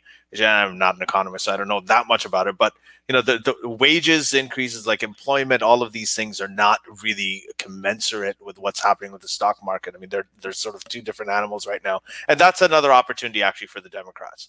100%. They can say, hey, listen, the stock market's great. Like, look at Amazon. This guy's fucking Jeff Bezos is worth $200 billion now. The first $200 billion man in history. But, you know, look at your wages. Look at your unemployment. Look at this pandemic. They didn't even have enough money to continue the $600. Canada did it. Every other country did it. We couldn't do it, even though we've got the first $200 billion man whose company paid no taxes last year. I mean, there are these narratives. And to your point, I'm frustrated that I don't hear them. I just don't hear this kind of shit. That's what I'm saying. So again, it's like the suburban swing state white chick. What's on her mind? And it's like, you know, economic crisis, health concerns. They need to be appeased, and more than appeased, they need to be electrified. They need to be excited, which is it was topsy-turvy under the Obama years, which is why Trump ascended. But, you know, Trump really let us down. And we're willing to give you another chance, Joe. You know, come back. You know, it wasn't that bad as we thought. It's a lot worse right now. And show us your vision of how you're going to transform the country in a way which is not just Obama 2.0, but you're going to make it qualitatively different than what we experienced. What are you doing to make that happen? And, you know, to your point, it's not just about giving speeches. So this, we have a comment here of Jim Waxer. He's saying the alternative is to make it a complete referendum on Trump. And I had to ask you about this. So a lot of people saying, you know, this election is a referendum on Trump. The Democrats are going to try to make it a referendum on Trump. That's not really enough, right? Because, you know, they're going to try to make it a referendum on Trump, and the Trump campaign is going to try to make it a referendum on violence or protests or violent protests. Like, this is. It's got to be something more than that. It can't. You can't just be the non-Trump candidate who's going to win. I mean, that's not enough. I think it's got to be a 1-2 punch. So I agree with that comment. It does have to be a referendum on Trump. And again, going back into this brand strategy format, the challenger needs to hit the leader, call Trump out, a clown, hustler, incompetent, not worthy of the position. Clearly not fit to be president. Look at the mess that's been created. Okay, great. Hit those points. But most significantly, on the backup, there needs to be reasons to believe that Biden, Harris, and the Democratic establishment are going to take things to a new level. And what's missing for me is the practical expression of that vision. They could keep talking about this sense of unity and bringing the country back together. They could talk about, you know, triggering this new sense of normalcy. But what's lacking is the action that Trump is actively going about doing, and clearly has an advantage because he's acting president.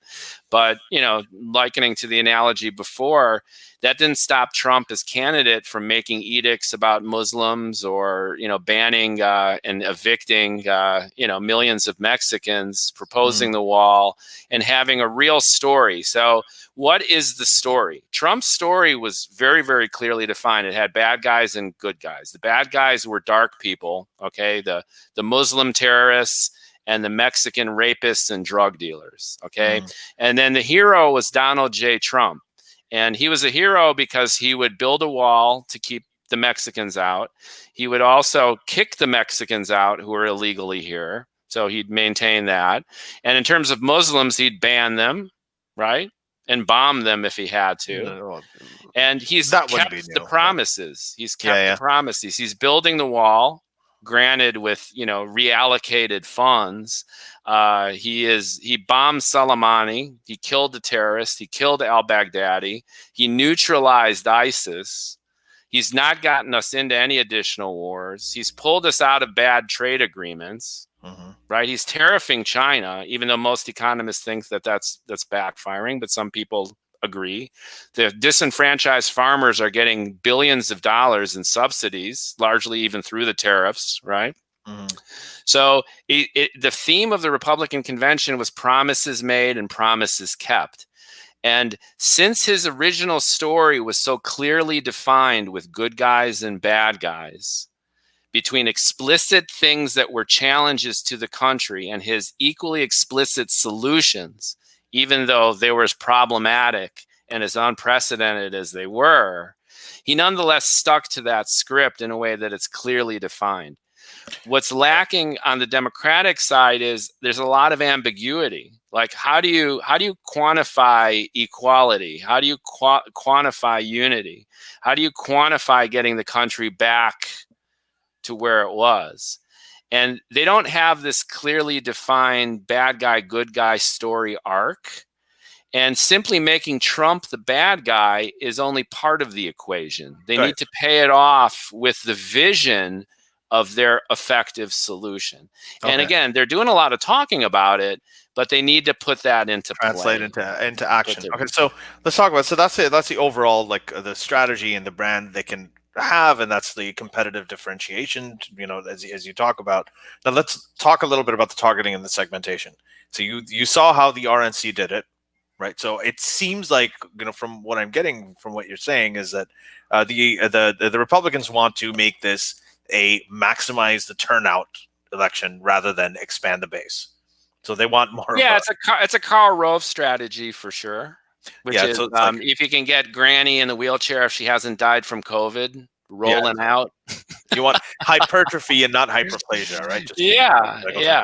So there's a that's kind of what they want to do. Now the Democrats, so the Biden camp, if they want to do the targeting segmentation, the focused messaging in these swing states, okay, what are some angles they could take? I'll give you just a starter point. One of the things that Paul Begala, who I really like, I think he shares a lot of the things, it seems, that you're saying, about the way that the Biden camp needs to run their campaign.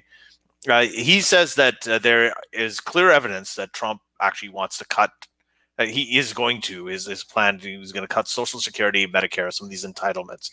Yeah. That is very, and even the pre-existing conditions, which was a lie during the RNC, right? Yeah, so very, very, these are very valuable things to people in the swing states, in the Rust Belt and everything. They're very valuable. They don't like anybody touching that stuff. That was part of Nancy Pelosi's strategy, is just to focus on the healthcare entitlements, Social Security, all that. And this guy's going to cut it. And Biden's plan is to make sure that nobody touches it. He's made that point several times that we're not going to touch it. But again, he even made it at the DNC. But it wasn't front and center. It wasn't really the message that was above everything else in terms of targeting swing state voters. So that's one angle. What else can he do? Even that's challenging because in terms of targeting and segmentation. But even this idea of entitlement, Social Security, pre-existing conditions, these were addressed during the RNC. It's now a fundamental part of the Republican platform.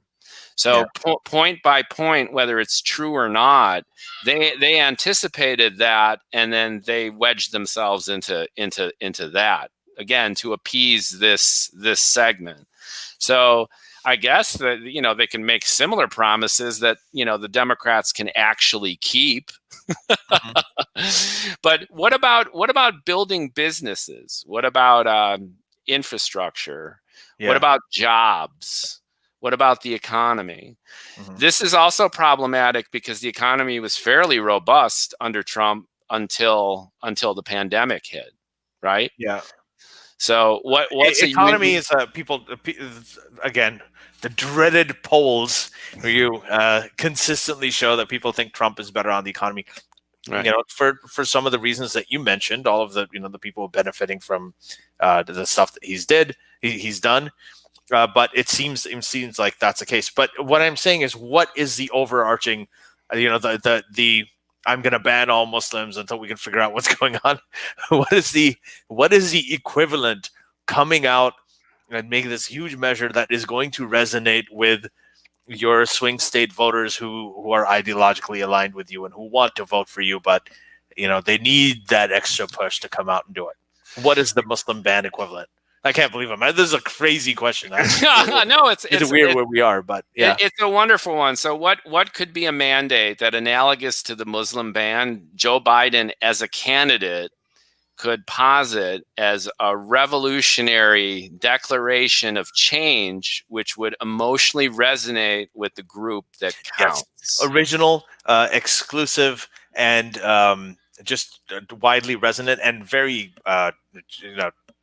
what's the word for it? Is it magnanimous? Anyway, whatever. Yeah, magnanimous kind of declaration of revolutionary change, which would be immediately beneficial to the target audience that counts, namely the swing state flippers, right? To really make them. And that has a little bit of fear in it. That plays a little bit on their fear. I know this sounds like I sound like a psychopath now, but you've got to play.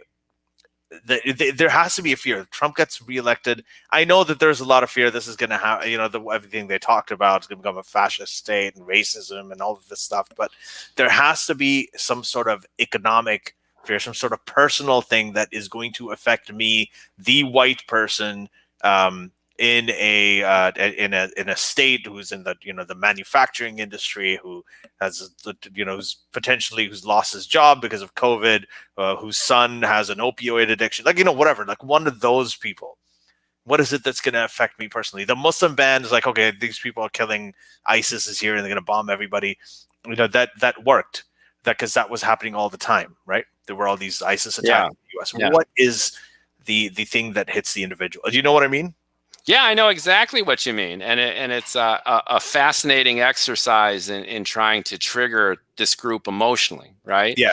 When I presented to Andrew Yang and what we discussed last time, my second point was this idea that consumers need to identify with a product in a relation to something they're already familiar with.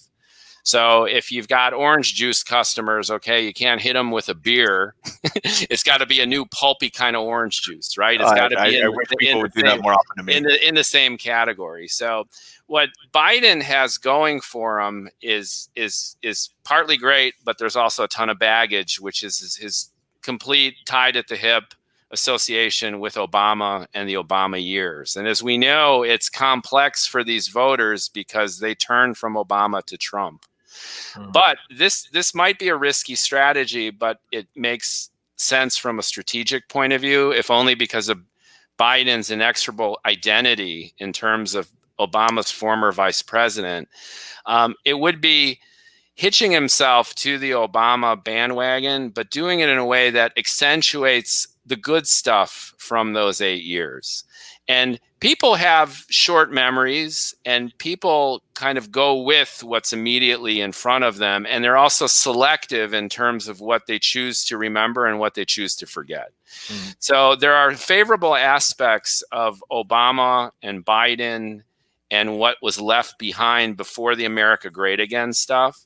And I think if they could capture the great stuff that was there in terms of a president who was genteel, who was civilized, a government that seemed to be stable, the way America was seen on the world stage, and create a vision of America which is what came before but could be better.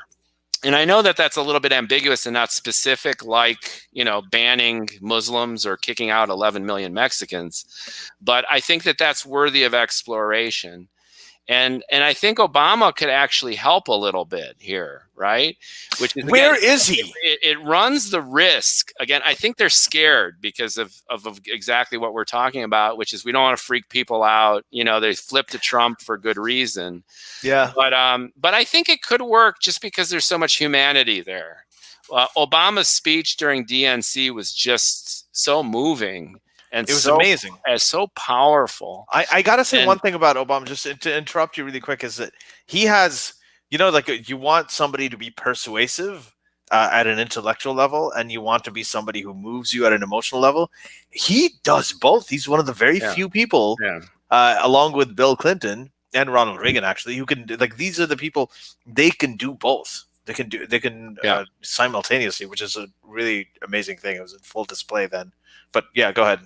Yeah, so I think it would be a combination of Lincoln Project, deconstruction of the Trump mythology, right? Mm-hmm. The emperor has no clothes, and then once that scab is ripped off, rubbing the salve of what came before and making it better. Yeah. Does that make sense? Because it does. Biden's tied to that emotionally. And even though a lot of these voters flipped to Trump, and many of them had good reason to, there's still a lot of muscle memory with regard to an America that was simpler, calmer, more civilized and genteel, and just more stable. And I think if it's done well, it could work. It's dangerous, but I think that could be part of the ticket to ride, which is the last 4 years have been sheer madness and chaos. Kids in cages, right? Yeah, turning on our allies, and the list is long for all of Trump's infractions. You can remind, and I guess they stick to some extent, but it just feels like that story's gone and done with. This is one of the issues with this. This is why I think that you have to have constant little short-term strategies, and it's hard because there's so many wild cards. So, what is let's address one of these questions here that I was looking at for a while. Carol Abalafia is saying, beware the secret Trump voters. And I get that. She's saying, beware the secret Trump voters. I think that this is, this is the Bradley effect, where people, when they're in the privacy of the polling booth, they just look over their shoulders and just vote for Trump. They don't say it to the pollsters, and nobody really knows how much of it is a myth and how much of it's real, because just by the nature of the Bradley effect, it's virtually impossible to measure, right? But there is actually a case to be made that there is a silent majority, and I'm not saying this is the case, but there's a silent majority behind Biden right now. And the reason for that is, if you look at the way that he was absolutely despised online, how everybody thought he was going to lose the primary, and then the moment it was a two-person race, he just trounced again, one of the most charismatic Democratic candidates in a very, very long time. The tweeters didn't come out to vote, or there weren't enough of them to match the votes. The second thing is that now, I know you're dismissing the poll numbers, but yeah, well, Carol, the commentator, is also. So I believe her comment is related to beware of the silent Trump voter in terms of just showing up, crawling out from wherever on November 3rd, and disproportionately representing that silent majority in a way that's very, very vocal, and that could ultimately tip the election. It could, yeah, and there is a possibility of that, right? But I think that right now, that possibility, that goes for both. I'm making the argument that can actually apply to both sides. if you look at the numbers and the fact that they're not consistent, but you don't see, as Nate Silver said, you don't see all the big yard signs for Biden everywhere. You see Trump everywhere, but the poll numbers just stay sticky. Well, to your point, the primaries might be an indicator of that, because remember, the favorite was Bernie and Biden was toast.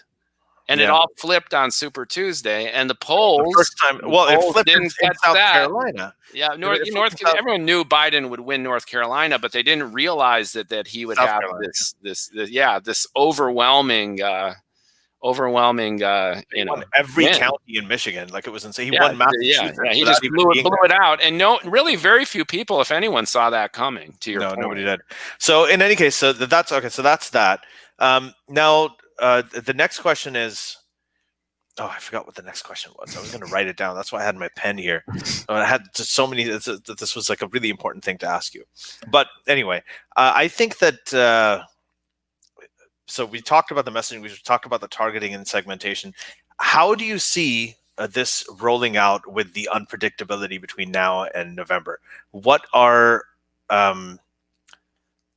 is the kind of thing, I think, like, when we talk about the protests, we talk about the violence and everything, what is something that could tip this? Right now, it is in Biden's favor, just based on all the metrics that we're seeing. Generally understood. It's kind of it's his to lose. It is his to lose. The general consensus, some punsters might be like, nah, Trump's got it in the bag. I don't think he's got it in the bag.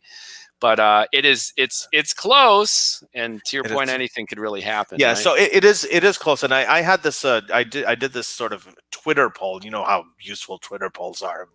We're not even looking at the main polls here, but Twitter poll. But I did this just to get a check, and I was like, how many of you are voting for Biden? All right, and do you think Biden's going to win? And if you don't think Biden's going to win, like, why is that? It's like, well. And a lot of people said, yeah, well, I'm voting for Biden, but I don't think anybody else will. And loads of people said that. So all these people are voting for Biden, but they don't think the other ones will.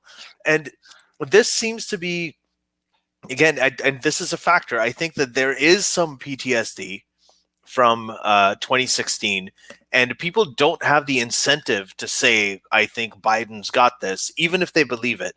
Because if they say, Trump's got this. Hey, Trump's got this. He's got this. Like, suppose you and I could both say, hey, Trump's going to win.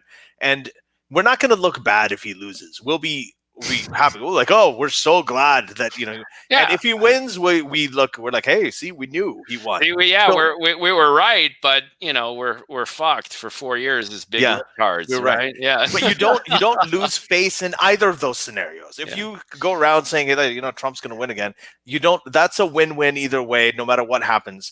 But if you say that, I think Biden's got it in the bag, and then he loses, you go through the same shattering and the whole moment that people went through. All that aside, though, you're highlighting, I think, the big challenge here, which is Trump supporters love this guy.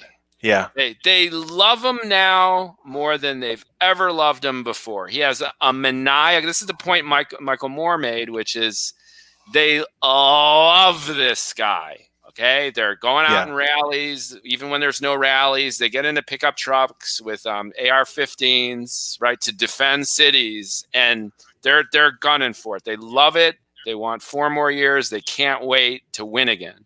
The Democrats, even folks who are kind of no Joe and are like more or less supportive, are all milquetoast, lukewarm. I haven't met a single raging Joe Biden fan, like zero, none. And there's a huge echelon of progressive libs who aren't going to vote and are complaining about the ticket, right? To just blow up their own stuff.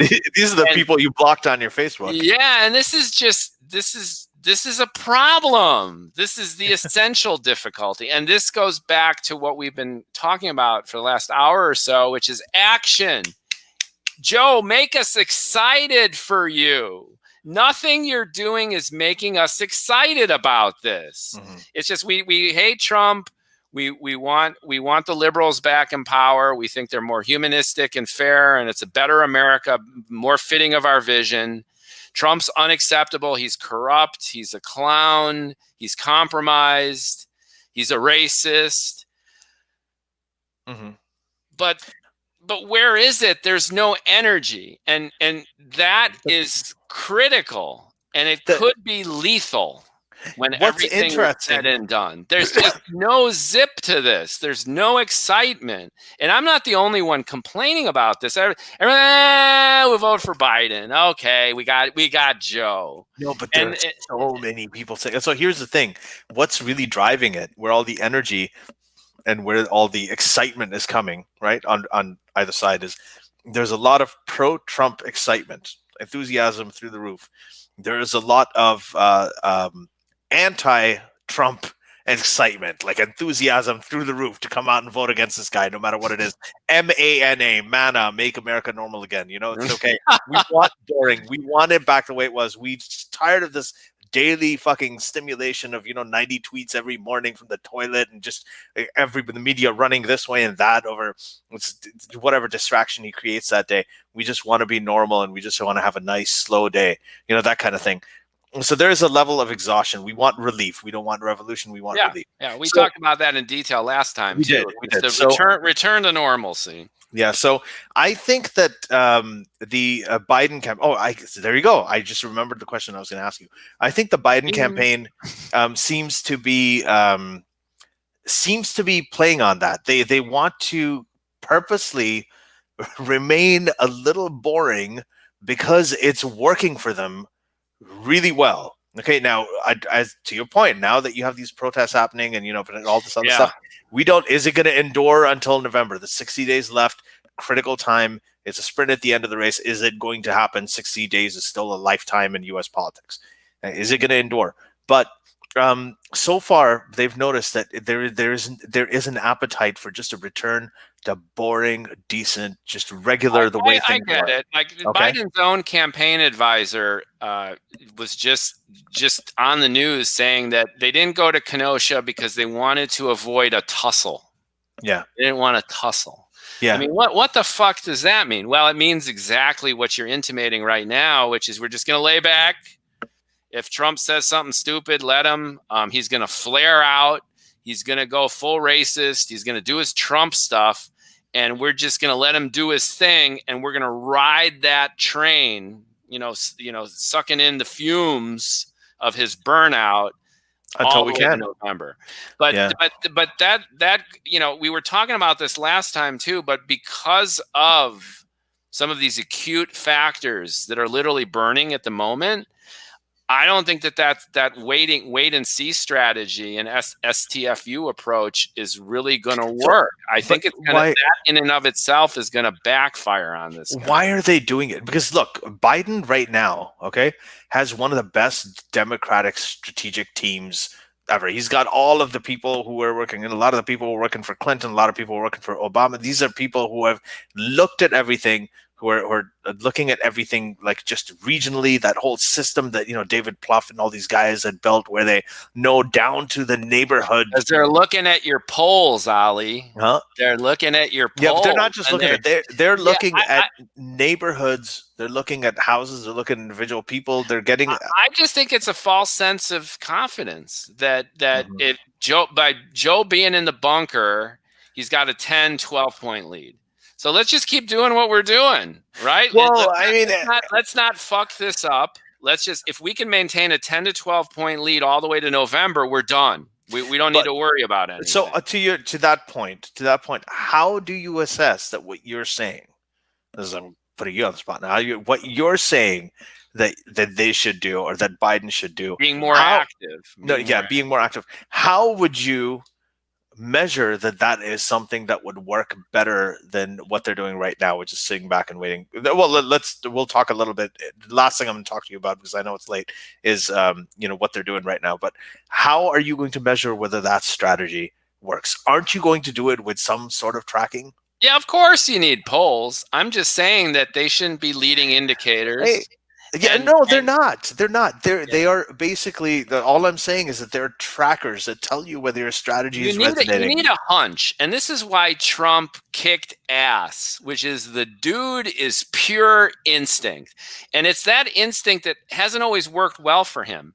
Like his biggest failure as a businessman is the line extension. Trump steaks, Trump airlines, right? Mm-hmm. Trump fucking ice cream, right? He always blew it when he left his core competency of real estate, right? Mm-hmm. Trump buildings, Trump real estate, Trump hotel. He's okay. He more or less helped. TV show, he did pretty well. The TV show was great too, but that was part of his mystique as the super businessman, right? That's so true. He's a showman, but I'm just talking about his business lines.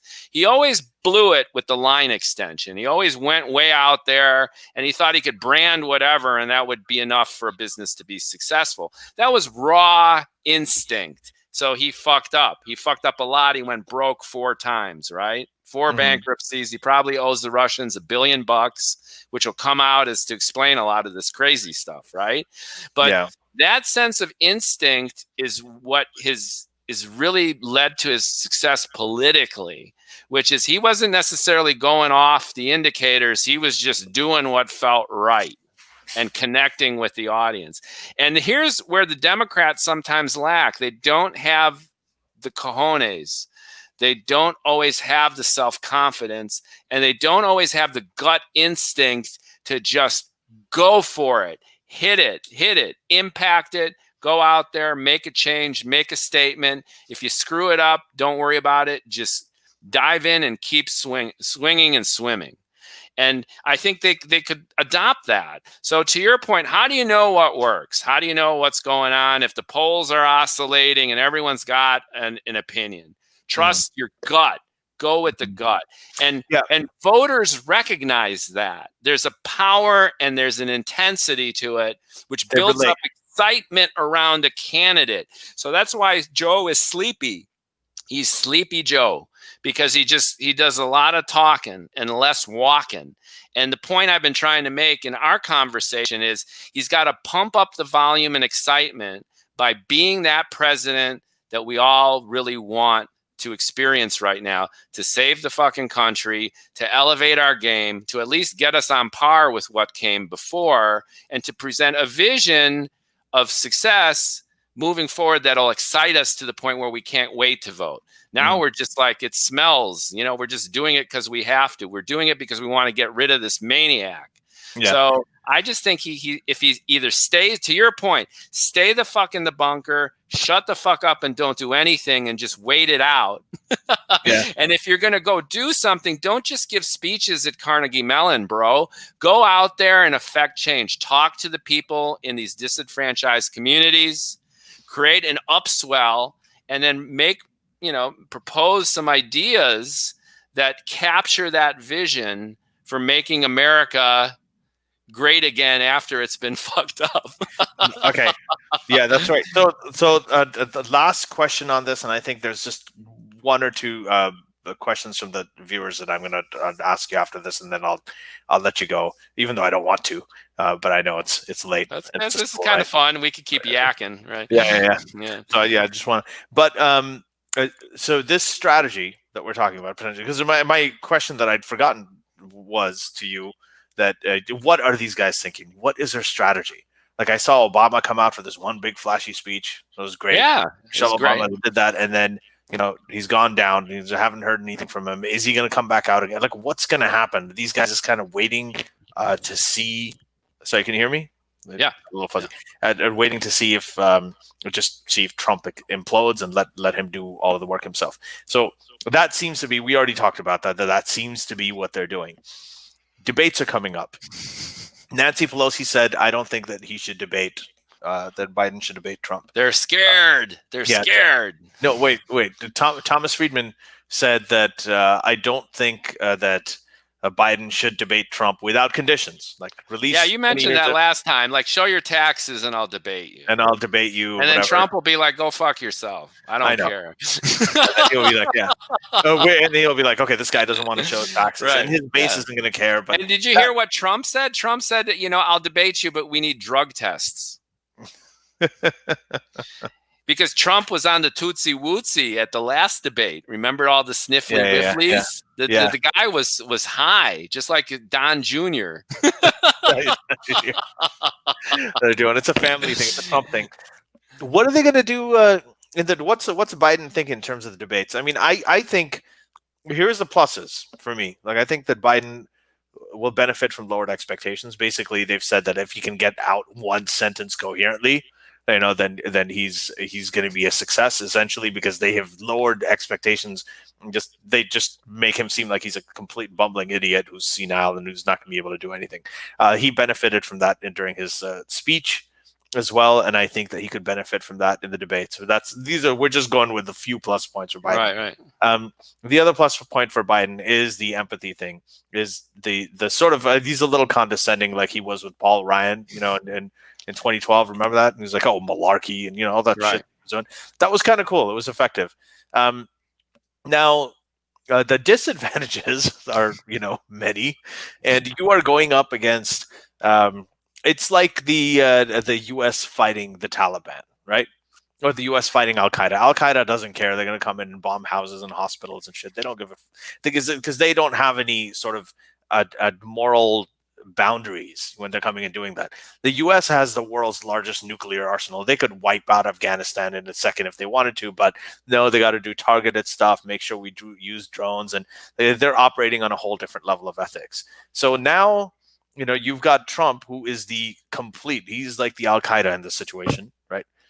He would absolutely, he will lie. He'll say anything he wants to say. He'll misrepresent things, and he'll do it so fast and so much that it will confuse the opponent, and they wouldn't know what to respond to. Yeah. And if they choose to respond to the wrong thing, they may not respond to the big thing that he was saying. There's a bigger problem, though, for Biden. And Biden's biggest problem in situations like this is that the dude gets triggered really easily and quickly. Like on the campaign, if you'll remember. Biden? Yes. Yeah. Oh, I was going to say that. Go ahead. Well, to follow me for a second, on the campaign, during the primaries and then a little after too, he had several people who challenged him on issues, and he lost it. He resorted to ad hominem attacks. He lost his patience. He blew his cool.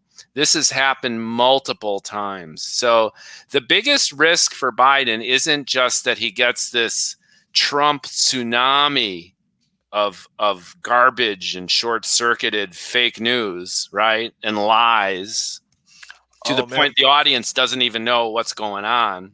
Spitz, this is the thing I probably disagree with you on the most. And Biden has a tendency these days, less so in the past. I agree with you. He was chill, but recently, if we go just by how he's behaved, he has a tendency of losing it. And if Trump triggers this guy and Biden starts frothing at the mouth, acting defensively, that's a no bueno for Biden, because then people will see Trump, the maniac, Thanos, on the attack, tearing this guy up, and Uncle Joe will lose the empathy, blow his brand, and fight back in a way which is equally irrational. And I think that's the biggest challenge for Biden going in. I think that it's the complete opposite. I think that we'll see. Yeah. Here's the thing that we talked about, the polling. Forgive me, I'm gonna we disagree on this. But the moment when he actually shot up specifically in the swing states, and this is something that a lot of people have pointed out. Right, I'm not saying a lot of people are saying, but that a lot. It's there. Is remember that time when he told this guy he was full of shit? That's what I'm talking about. Full of shit. That worked in his favor. Okay. So Biden, he's seen as a kind of a weak. I didn't think that it was particularly appealing, and I didn't think it necessarily helped him. But I didn't look at the polls. From that moment, his lead that we're saying is just in the air. And I don't know. Maybe that would be great then. That's what happened. I think he might lose it. I think Trump will chew him up. I think that it is the opposite. I think what they're doing is they are preparing. And I've heard a lot of the strategists talk about it. They're preparing for attacks on Hunter Biden. They're preparing for attacks on Joe Biden, his dead son. Of course. Okay? They're preparing. Look at what Trump did with McCain. Right. But I think that the person who's more likely to lose it, because I know Biden, I've seen his debates. If you watch him in the debates when he's not asleep because he doesn't care what's happening, like the early primary debates, in the later primary debates, he was excellent. South Carolina, he was excellent. The one that he did with Bernie, the 1-to-1, he was I excellent. don't say excellent, but he was pretty good. It was okay. Well, I mean, he He wasn't. was okay. He wasn't Obama excellent. Pete Buttigieg was excellent. Well, if you're talking about the points that they're making, then yes. But if you're talking about in terms of who comes across a certain way, the feel that you get from them, then Yeah, I he was don't okay. think Pete Buttigieg was very sort of a little professorial. He was more John Kerry-like, you know. But so let's get to the main thing here. I think that it seems like the Biden strategy is going to be that Trump is very reactive. He's very thin-skinned. Let him go. Let him go. Hillary. See, the thing though is, remember, Trump's brand is Thanos, is the destroyer of worlds. So when fire and brimstone are flying out of this guy's face, it helps. That's okay. What's the problem? Because Hillary Clinton also got under his skin. He kept on saying wrong. Remember all that? Yeah. And who won the presidency? There you go. We talked about this last time with Trump humping the chair and stuff, and he's going ape shit. Trump can go ape shit, but Joe can't. That's part of my point, which is Trump can really go nuts. He can let loose. The Hunter corruption stuff and Biden, messing up foreign policy and screwing up a long list of the things that Trump can say he screwed up. Whether it's true or not is irrelevant. And Trump could just go nuts, and he could get angry about it and furious and really kind of lose it. Petulant and childlike, and he's still and they love him. It's more stuff that's on Trump, the Trump brand. The kid's a clown. He's childish. He's recalcitrant. He's explosive. But that's what's liked. Joe needs to be the dude of empathy and unity and calm and peace. And if he gets triggered and jumps right in there with Trump, that's going to be a problem. That's what I'm illustrating. I know. Yeah. I think from what we're talking about here, to me, it really seems like this is going to be a turnout election. It's going to be primarily a referendum on Trump. I think that Biden can go out and he can take the lead. He can do the police protests, denounce all of that. He can come and try to trigger him in the debates and try to get under his skin. Like just the whole thing. It just seems like the whole thing just looks dismal to me. The only thing that seems to work for me is to just get as many fucking Democrats out to vote against Trump, not for Biden, against Trump, right? So, but in the places that count, in the places, this is the problem. This anti-Trump sentiment is off the charts in New York, in California, maybe. Right? Yeah, but those don't matter. We're talking about the battleground. That's my point. That's exactly my point, which is taking a passive approach and just hoping folks vote because they hate Trump is a big difference from taking an active role as a challenger, crafting a strategy where you're putting things into play, touring the country, getting your ass out of a bunker, proposing change, bringing about change where you can, telling the mayors in these incendiary cities to calm the shit down at least until November. Do that while you appease, the supporters of racial justice. Do it in a way where you do that balancing act. But just be clear and be decisive and hit the fucking road and go out there and make an impact where it counts. Yeah. Or go hide in the bunker and see what happens. And I think it's either or. And being this kind of halfway point of giving nice speeches at Carnegie Mellon ain't going to cut it. And right now, the polls are in your favor. And the general zeitgeist seems to say that, we want to get rid of this crazy guy. But the enthusiasm behind Trump is so strong and palpable. And I've got friends who support Trump, and many of them are smart mofos. So one guy I know, Ed, he's a PhD astrophysics. He likes Trump. He likes the policies. He likes the non-interventionalism. He likes fiscal policy. He likes the approach to trade. He even likes the approach, I think, to the allies. I don't want to speak to him about NATO and all that. And he kind of grins and bears all the Trump pyrotechnics and showmanship. And he kind of likes some of it, I think, because of the sense of political anarchism, too. He's like, forget the government, the bureaucracy, the mess of things in Washington. Yeah. And he kind of likes, he likes the idea of throwing a hand grenade in this mess and watching everybody duck and cover. Yeah. So he likes this guy, and he's smart and he's driven. And there's a clear vision of America that's captured by Trump, and he'll forgive Trump for all this intransigence. And he doesn't take a lot of what we criticize Trump for seriously. And there's a lot of people like my friend Ed, and there's a lot of people like my friend Ed in the States that count, and they're enthusiastic about another 4 years with this guy. And this, personally, as a libtard, is what scares me. And this is why I want Joe to take a more active role. I want to see a vision of America. I want him, grabbing Kamala and masking up and going out there and bringing about some of the change that he says he's going to do when he's president now, instead of just talking about it, because we shouldn't take for granted that he's going to be pres, because remember what happened last time. Yeah. Remember what happened last time. That's the thing. Just remember what happened last time. But yeah. I think I agree with you. I see your point. There's some things that I'm kind of afraid as a libtard. I really think Biden will be an okay president. I don't think he's going to blow the doors off anything. I think he'll listen to people. I think he'll restore the American identity.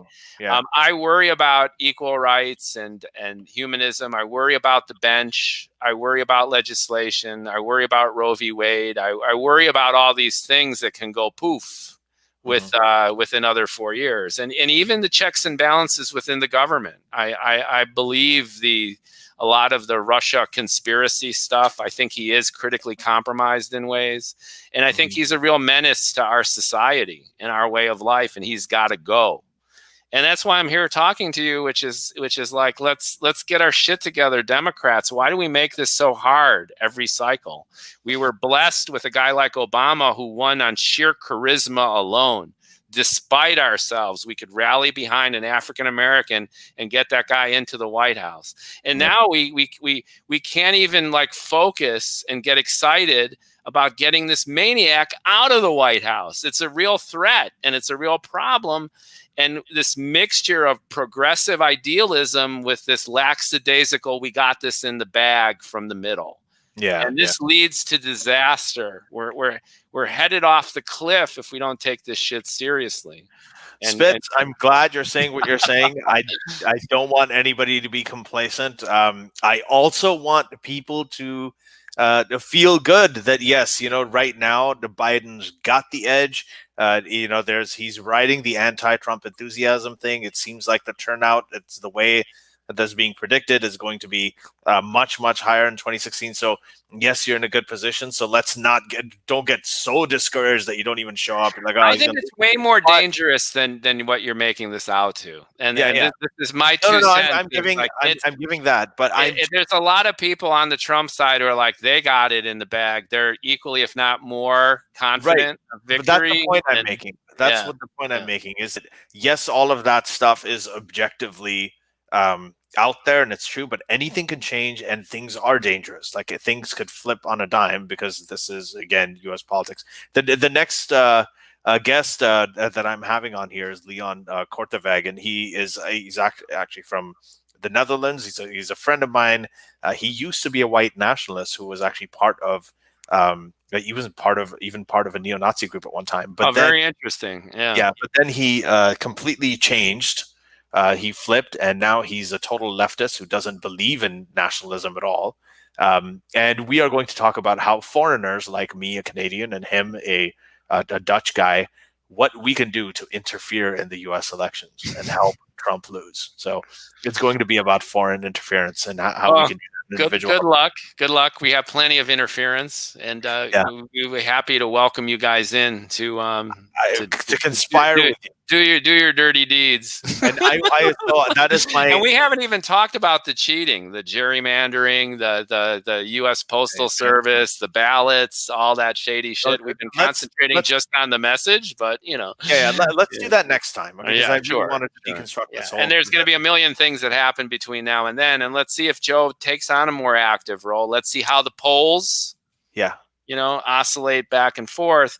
And there's, to your point, a lot of variables. And I think there's going to be some coronavirus surprises, right, with regard to the fall surge. Schools are opening shifting. up. And then they're delaying and closing. I think the vaccine situation is going to be Trump expedited the FDA in terms of just, we'll skip phase 3 efficacy, just let it loose. Surprise. So there's a lot of unknowns here, to your point, and it's exciting time. Bob Woodward, like other books come out. Michael Cohen's book is coming out too. Yeah, that's gonna be. I don't think that's going to have as much of an impact. It's going to have zero impact. It's not going to make any difference. The Bob Woodward book, though, because Trump for some reason sat down with him 12 times to give him like hours and hours and hours. None of these books will make any difference. I think.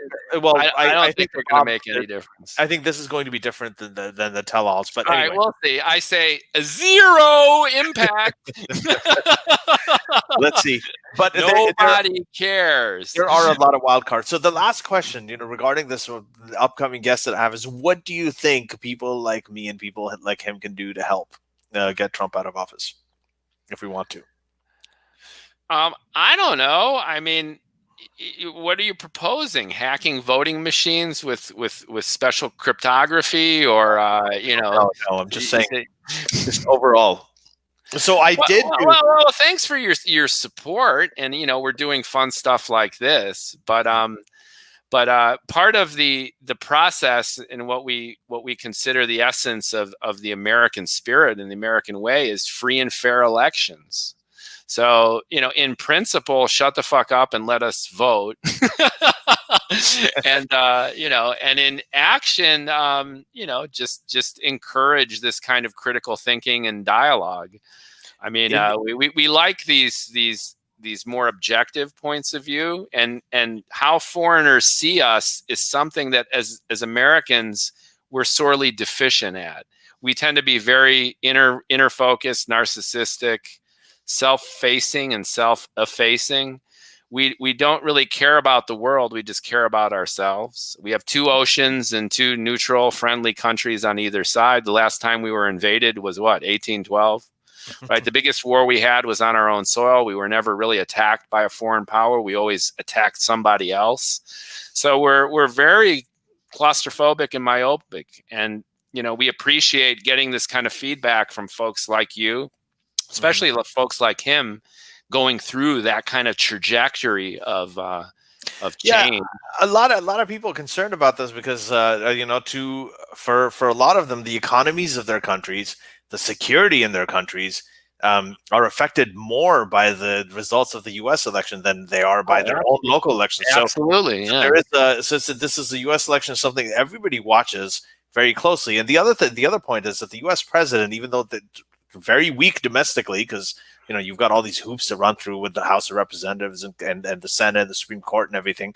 But when it comes to foreign policy, they generally have free reign. I mean, they're able to do a lot overseas. So Trump has illustrated more than any president, I think, in modern history, the sheer power and influence of the executive branch. How much you can get away with. Yeah. Absolutely. I didn't realize that so much of it is based on simple etiquette and protocol. It's not mandated legally. A lot of the self-regulation boundaries. It's self-regulated honor system. It's self-regulated. And then you get a guy like Trump, it's hell's bells. And in ways, like my buddy Ed, that's what he loves about Trump, which is he's pissing all over the system because that a lot of American patriots think is rotten already. So throw in the hand grenade and blow it up. And that's part of his appeal. In 2008, when Obama was running, I was actually able to get people who were very dead set on not voting Right, I was actually able to get 4 of them out to vote. One was in Buffalo, where I lived, and Well, in that sense, it's good. Yeah, yeah. Like that get wasn't people excited about taking part in this process. right. So That's a great point. If you yeah, could that wasn't do that, yeah. yeah, Even though New York State isn't a swing state, the yeah, other 3 were in Pennsylvania. It was a swing state. So yeah. But be careful. You're going to get a lot of people to vote for Trump too. oh no, I got them to vote for Obama. I actually got them to Right, vote. right. And some of them were actually leaning Republican, and I convinced them. So I think that there is everybody's going to play some part. I kind of voted by proxy 3 times, even though I'm not a resident of Pennsylvania or anything. Not Yeah, even it's like I'm from Chicago, which is vote often. yeah. Anyway, man, so we've got all this other stuff to talk about. I think that mail-in ballots issue isn't really going to die. The post office thing isn't going to die. All of these things are going to be very important. They might become more prominent. The debates are coming up. A lot of stuff is coming up. So this is part 2, I guess. I'm pretty sure there's going to be part 3. Yeah, yeah. Let's keep rocking. And the news cycle is frenetic and chaotic, and it's like the Red Queen in Alice in Wonderland. You got to run just to stay in place. So so it's always a step ahead, and then we can always lend in some commentary, some humor, and hopefully some insight, and we can hear back from people who watch and address some of their questions too. Polling results and some of that too. If I can accomplish anything throughout the trajectory of this entire exchange is to get you off this polling frenzy. What else do we have? Yeah, just don't look at the polls for a week. Yeah. Try that. Yeah, You're not allowed to look at any polls for a week. Again, listen, I don't look at it. You off this. I don't look at them to see who's winning. I look at them to get a snapshot of what people are thinking. It's just And I call bullshit on that. Yeah. All right.